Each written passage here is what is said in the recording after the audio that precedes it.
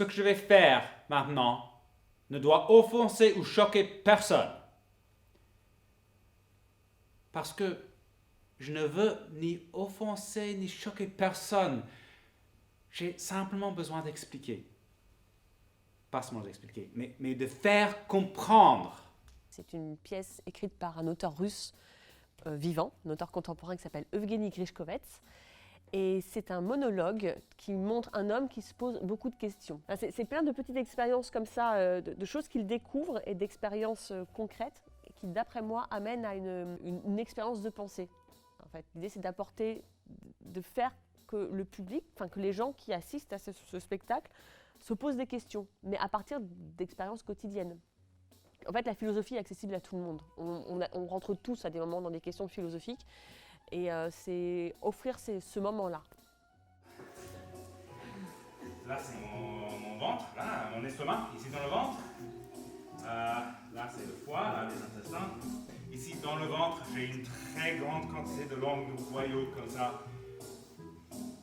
Ici, ce sont des vaisseaux sanguins. Et voilà, c'est comme ça que je mange. La nourriture entre par l'esophage, tombe dans l'estomac. Ensuite, ça continue. Ici, le foie et les reins font quelque chose. Ensuite, les intestins. Donc, il est homme orchestre. C'est-à-dire qu'il a bidouillé des choses. Il a une console qui est sur le plateau, qui va contrôler le son, qui va contrôler les lumières, contrôler la vidéo, pour essayer de créer des situations qui vont éclairer ce qu'il a ressenti, ce qu'il a pensé, pour pouvoir plus l'expliquer encore au spectateur. La musique, elle a été composée pour pouvoir être déclenchée par un acteur en fonction des situations, pouvoir un petit peu s'empiler comme une sorte de jeu de construction, et que tout marche avec tout, en fait. Et donc, c'est un petit peu comme un réservoir de phrases musicales que l'acteur va pouvoir combiner un petit peu comme il veut. Donc, le comédien, c'est Ambjörn Elder, qui est un comédien américain-suédois qui joue en français. Donc déjà, on a une forme d'étrangeté dans sa façon d'accueillir le texte que moi je trouve ça toujours merveilleux en fait quand on ne parle pas dans sa langue maternelle, on a une façon d'offrir les mots qui a plus de relief parce que du coup on s'étonne plus des mots. Alors là, il y a plein de prismes. On est avec un russe qui a été traduit en français et ça passe par donc quelqu'un qui est anglophone de naissance avec ce texte-là. Et il y a une belle rencontre qui se fait. Il est très imaginatif. Enfin,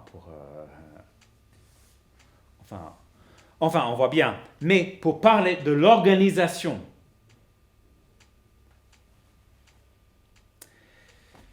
je vais rester en sous-vêtements. Mes sous-vêtements ne choquent personne. J'ai des sous-vêtements tout à fait décents. Pour traduire donc cette idée de pensée foisonnante, on a beaucoup de câbles sur scène, des fils. On est un peu sur l'idée aussi de la carte mentale, là vous savez où ça fait des bulles et tout ça. Et alors au début on avait mis beaucoup sur le premier laboratoire d'expérimentation. Et en fait maintenant on est avec un grand câble qui fait le tour, qui va pouvoir soulever, baisser et intégrer ou non le public sur savoir à quel point le spectateur est impliqué dans les questionnements. On utilise de la vidéo aussi. Pareil, sur l'action de « en même temps », je trouve que la vidéo est très intéressante sur l'action de la simultanéité.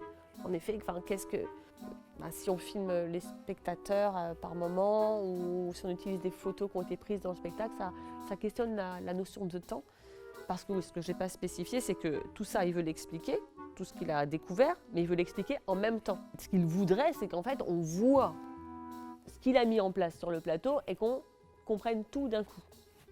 Malheureusement, ça ne se passe pas comme ça. Et ça crée une frustration chez lui, mais qui crée du jeu.